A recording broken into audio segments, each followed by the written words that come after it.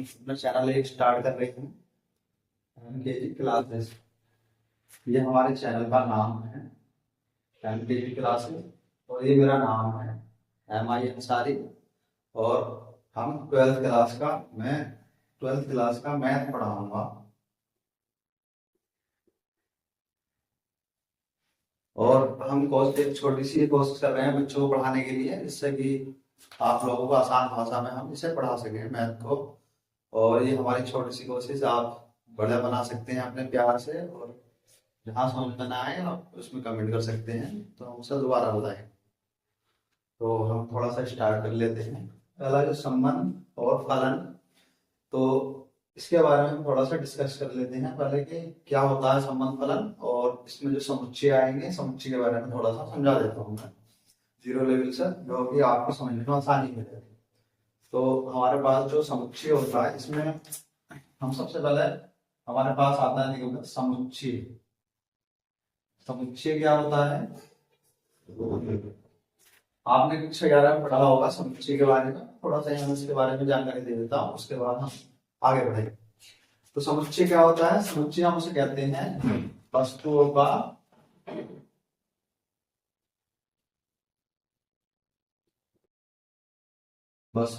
का सुपरिभाषित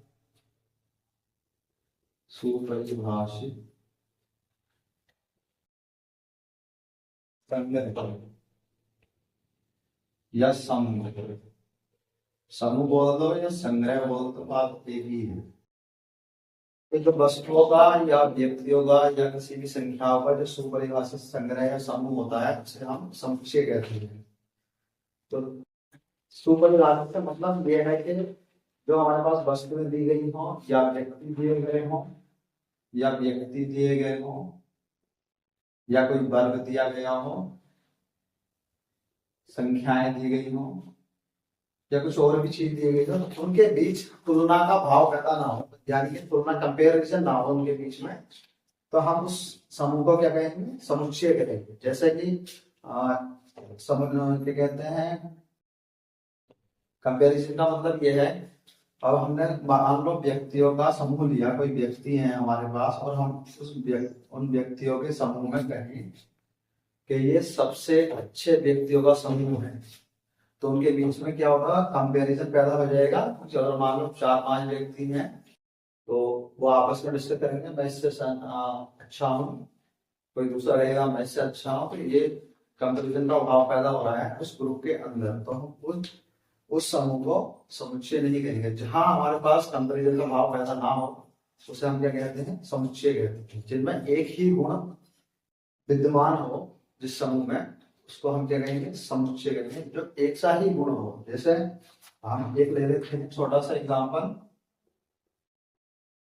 मैं कहूं कि कक्षा 10 के विद्यार्थियों का समूह।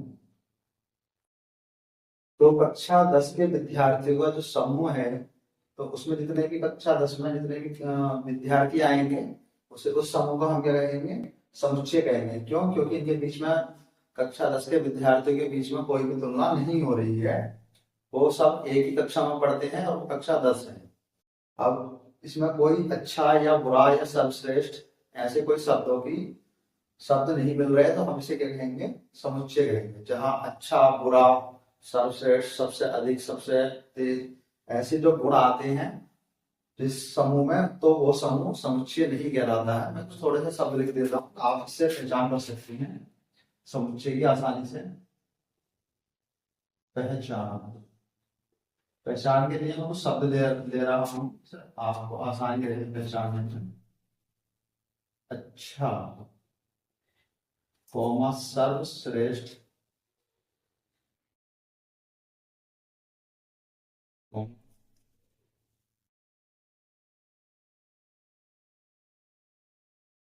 सबसे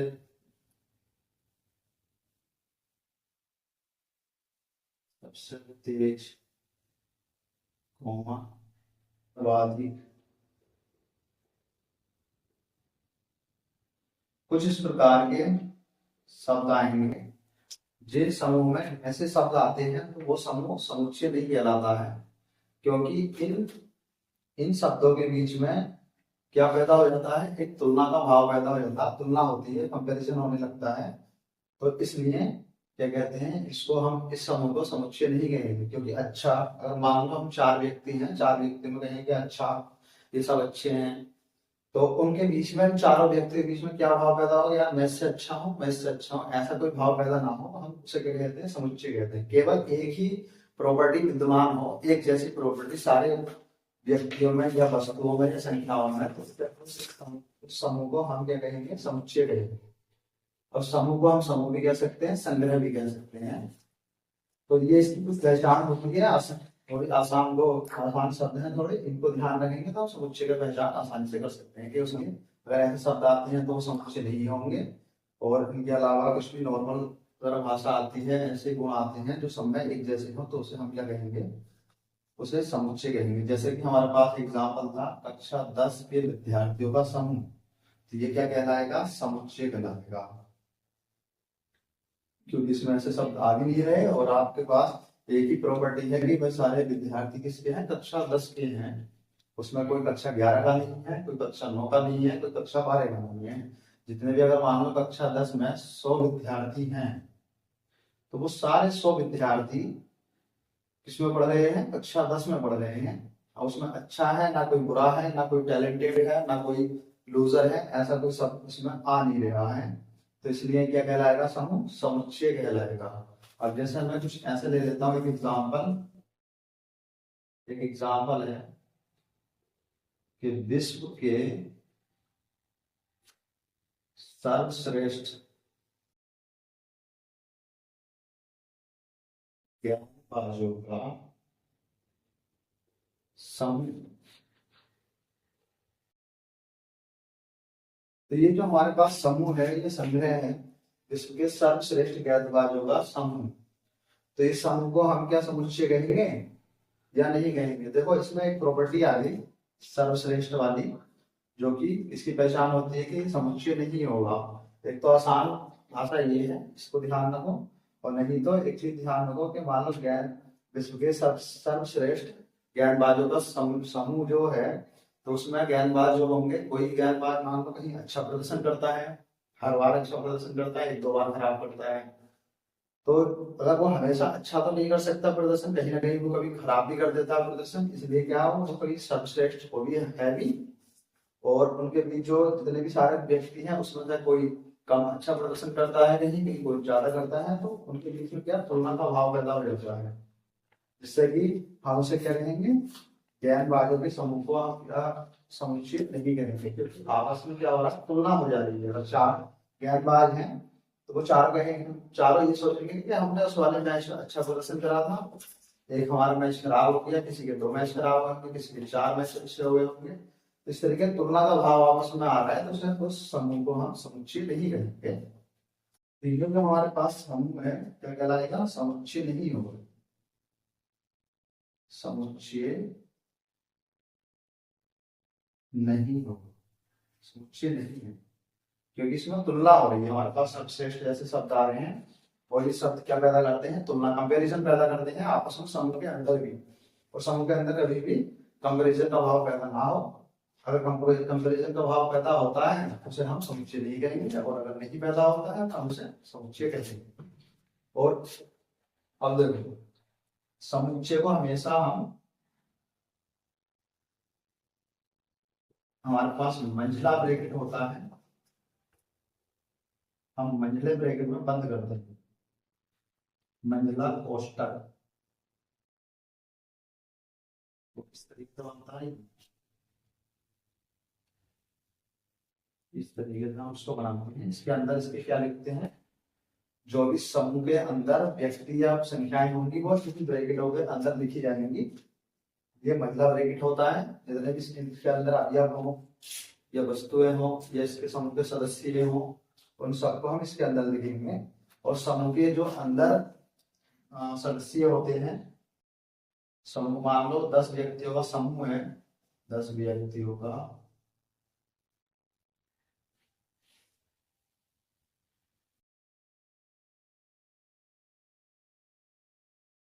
10 व्यक्तियों का समूह। तो इन 10 व्यक्तियों में जो व्यक्ति हैं उसे हम क्या कहेंगे, उसे हम अवयव भी कह सकते हैं समुच्चय के लिए, या सदस्य भी कह सकते हैं क्योंकि वो समूह के सदस्य हैं।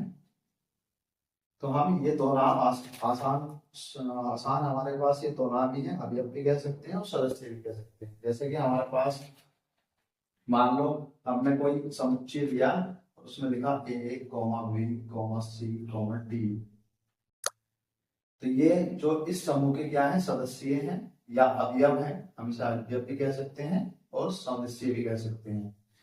तो ए जो है इस समुच्चय का क्या कहलाएगा, सदस्य कहलाएगा या अवयव कहलाएगा।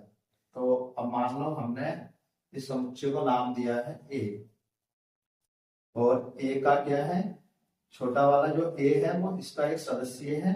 तो हम उसे कैसे दिखाएंगे कि ए अवयव है इसका ए का, यानी कि ए एक अवयव है।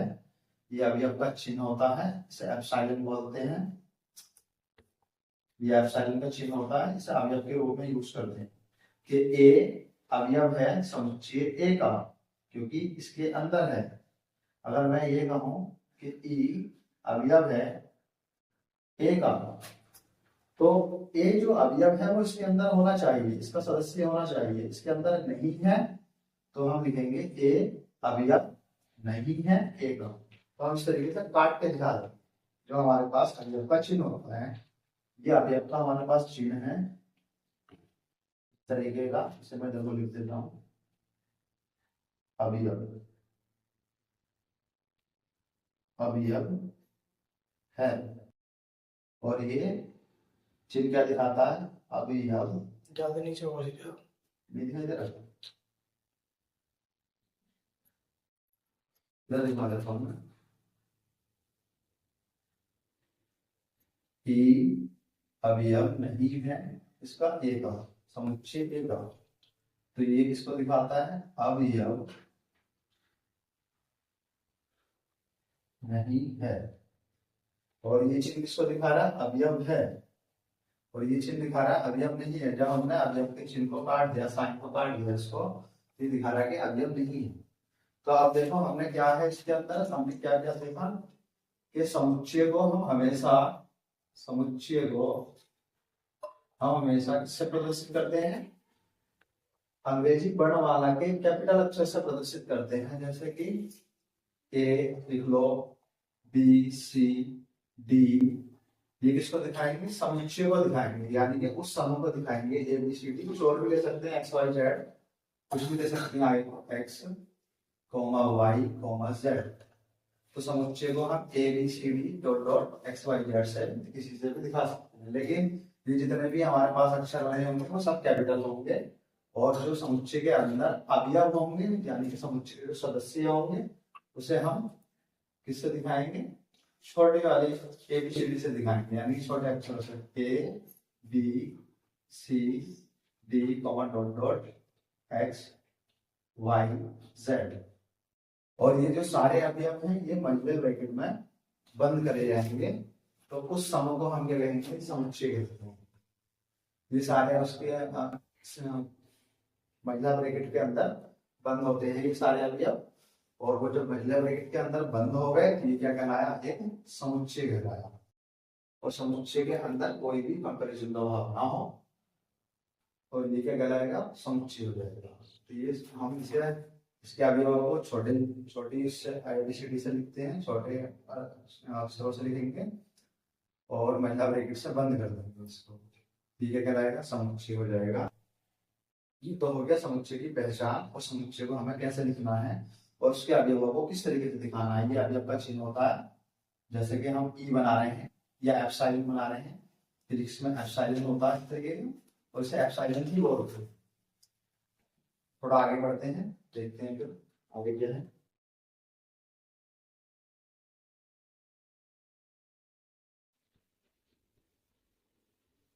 और अगर मान लो इसके अंदर समुच्चय के अंदर हमारे पास ये समुच्चय है, ये मैं एक समुच्चय लिखता हूं, समुच्चय ए बराबर ए आई ओ यू ई। अगर इसके अंदर अवयव है तो हम इसे बोलेंगे अरिक्त समुच्चय। अरिक्त समुच्चय, ये अरिक्त समुच्चय है, यानी कि ये खाली नहीं है, ये समुच्चय खाली नहीं है, अरिक्त है, इसके अंदर कुछ अवयव हैं। अगर हम इसके अंदर कोई भी अवयव ना लें तो ये क्या कहलाएगा? रिक्त समुच्चय कहलाएगा। क्यों रिक्त? मतलब खाली है, रिक्त समुच्चय, इसके अंदर कोई भी अवयव नहीं है। तो अब इसे ब्रैकेट से तो दिखाएंगे, जब अवयव नहीं है तो उसके लिए ब्रैकेट काम नहीं करेगा। तो फिर आप किससे दिखाएंगे रिक्त समुच्चय को? हम दिखाते हैं फाइव से, इसे फाइव बोलते हैं। जीरो बनाया उसे घंटे से काट दो, इसको बोलेंगे फाइव। तो हम फाइव से दिखाएंगे। ऐसा नहीं है कि हमारे पास अगर ब्रैकेट के अंदर कोई अवयव नहीं है, ये रिक्त समुच्चय है, तो हम ब्रैकेट से दिखाएंगे। उसे ब्रैकेट से ना दिखाकर किससे दिखाएंगे? फाइव से दिखाएंगे। इसको फाइव एक्शन होता है, इससे रिप्रेजेंट करेंगे।